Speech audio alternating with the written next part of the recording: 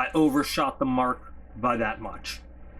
Okay, guys, this should be fun. Let me remove this masking tape. I know, different background for doing a different thing, but here it is. So this should be fun. Hey guys, I'm back. This should be fun. I've said it 3 times, therefore it is true. This is a viewer requested thing we're doing today. I have made my ambivalence regarding automatic knives known, but this one should be fun. Okay, have we agreed on that?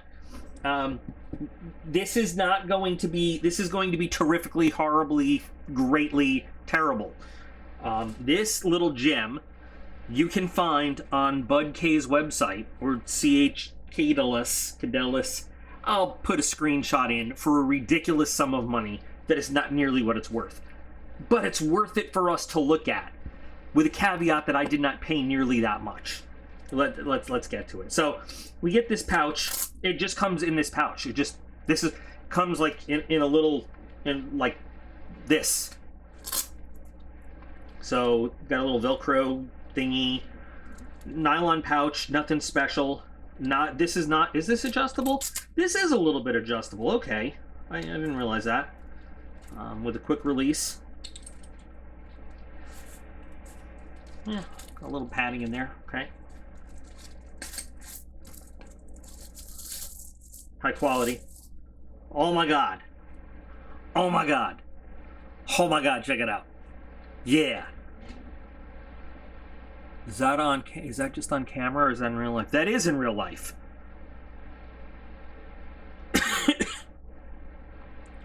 Is this just... Okay, so I'm wondering, is this the worst paint job in history? Or is this supposed to be like worn edges and stuff?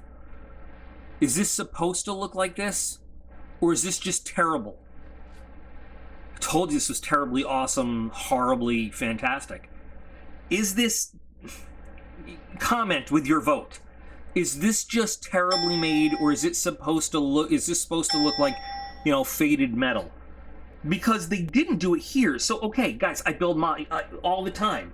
I have a whole separate channel just for building models and stuff. I know about weathering. I know what it looks like. You know, when metal is weathered and worn and stuff, and wear. So if they were trying to go with like a weathered metal look, what about this big ridge right here? What about this one right here? It wouldn't just be on these edges. It would be on the end, anything that protrudes. What about this line right here? Like at the shop, if we were doing a worn look, these are the things you would take into consideration. These are areas that we're up against. So I really legitimately don't know if it's just a really shitty job or they were just trying to do a worn metal look. But then again, for the price that I paid for this, I'm not expecting anything big. So, okay.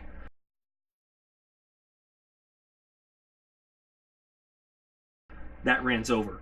So this is a this clip is reversible left or right. It's actually a pretty decent retention clip.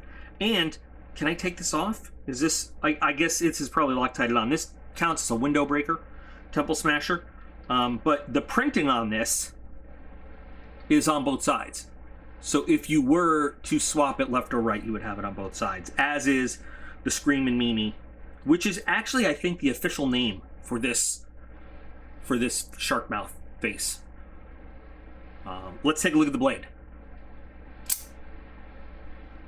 And you know what? Very light action on this thing. It feels rough. You really feel that switch scraping in that. Here, let me put it next, if you can hear it. If you can hear that really rough rubbing against the channel in there. But the blade is a real light touch compared to some other autos. This is not comfortable. This in the palm of your hand as you put pressure. But it's a pretty small knife as knives go, and it's more of a, let's face it, this is more of a novelty type shape. I know a lot of people wanted me to take a look at this one. By a lot, I mean a handful, but you know, it was, I guess people saw it in the catalog and really wanted me to check it out. I will say it's cool. I definitely respect anything with the shark mouth on it. Did you know, historically speaking, technical information now, the only unit in the United States Air Force authorized to wear the shark mouth decoration on its aircraft is the 23rd Fighter Wing. The actual traces its lineage back to the 23rd Fighter Group of World War II. Those are the actual Flying Tigers. Now, the 74th, 75th, and 76th Fighter Squadrons are all in there. One of them is an associated, I can't remember, it's actually an Air National Guard or Air Force Reserve Squadron, but what that means is it is a reserve formation that flies the active duty aircraft.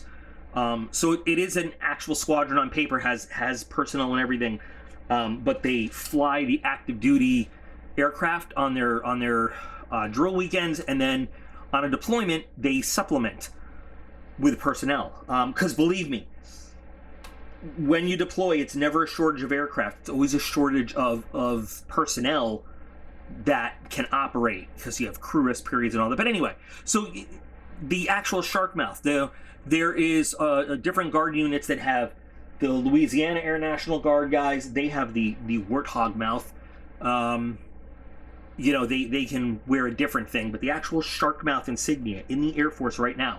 It doesn't mean that you won't, for a short period of time, see a mouth on another airplane, but per the AFI, Air Force instruction regarding markings of aircraft. Anyway, there you go. And yes, that 23rd Fighter Wing does trace its lineage all the way back to the American Volunteer Group of World War II. So it looks like we have a two-tone blade here with some kind of coating. That's a real shallow hollow grind. And we have some satin flats there. What kind of steel is this? I don't fucking know, and neither do you. Nobody does. I don't even think the people that made it know. In fact, you can kind of see this little, where it swoops down, it's not even really, there's a little unevenness to it there. Let's take a look at the bevels. The bevels are mostly even. Mostly even. Surprised, I thought it would be worse. Let's see how it comes out of the box, bag, pouch.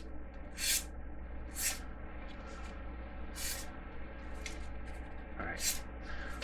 Let's see if I'm screwing that up or if it's a knife. No, actually, well, it's hard to tell. I'm trying to give it an honest shake, and I'm just afraid that I'm subconsciously doing it bad. No, it's okay. Could be better. Could be a lot better. Also, could be a lot worse, though. I mean, we've had much worse come out of cheap knife packages. So, yeah, not bad. How many times will I fire until it screws up? I don't know. Let's test this out. Good. It has our safety feature that we want. When it hits something, we want that blade to stop moving. Should be in your pocket or whatever. And excellent. Excellent. Let's try it one more time. Now. Does it? No. Actually not bad for a cheapo knife. Now, again, you know, the Bud K in their catalog, they're charging, or C-Day, CH, Catalyst, whatever, they're charging way more than you should ever pay for this thing. Way more.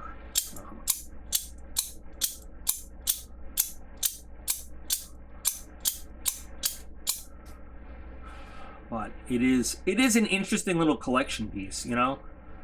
I wouldn't seriously carry it around for a number of reasons. Number one, it's a bit uncomfortable. It is uncomfortable to hold with these simulated bomb fins here.